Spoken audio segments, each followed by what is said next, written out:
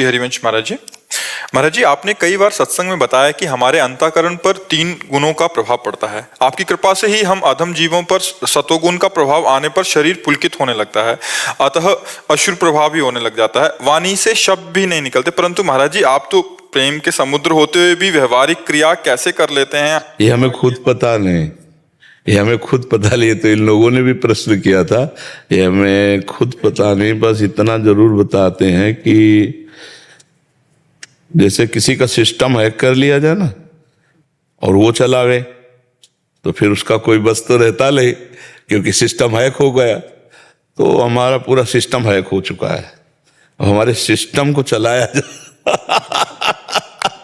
आप समझ पाओ तो समझ पाओ, सिस्टम को हैक कर लिया गया और चलाने वाला चला रहा है, हम केवल देख रहे हैं, हम चला नहीं पा रहे। ये हमारे चलाने से नहीं है, ये सिस्टम हैक कर लिया गया है।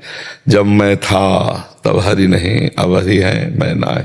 तो कैसे जो पास रहते हैं वो जानते हैं कि हमारे बस का नहीं, ये जो भी हो रहा है ये सब प्रभु स्वयं संचालन कर रहे हैं, मेरे बस का नहीं, मेरे बस का नहीं। क्यों करते हो? पता नहीं शाम तक जीवित रहें कि ना रहें, हमें भरोसा नहीं, तो हम संकल्प क्यों करें? भाई मैं ये करूंगा, ये संकल्प तो वो करे जिसको कल का भरोसा हो। अपने लोग तो ऐसे मृत्यु लोक में है कि अगले सेकंड का भरोसा नहीं। तो ऐसी प्रार्थना करनी चाहिए कि हे प्रभु, यदि आपने मुझे जीवन दिया, सामर्थ्य दिया, समय दिया, तो ऐसी हमारी भावना बन रही कि हम 108 परिक्रमा कर लेंगे।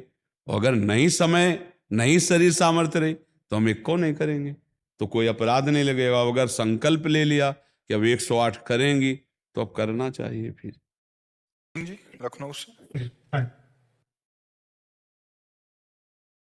महाराज जी, भगवत मार्ग बहुत मीठा लग रहा है। इस मार्ग पर हमने धीरे धीरे सात्विक भोजन शुरू। पहली बात तो हम धन्यवाद देते हैं जो आपको मीठा लग रहा है।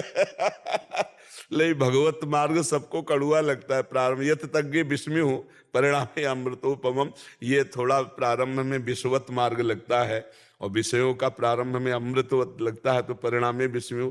पहली बात तो धन्यवाद कि आपको ये मीठा लगने लगा, ये बहुत बढ़िया बात है जी।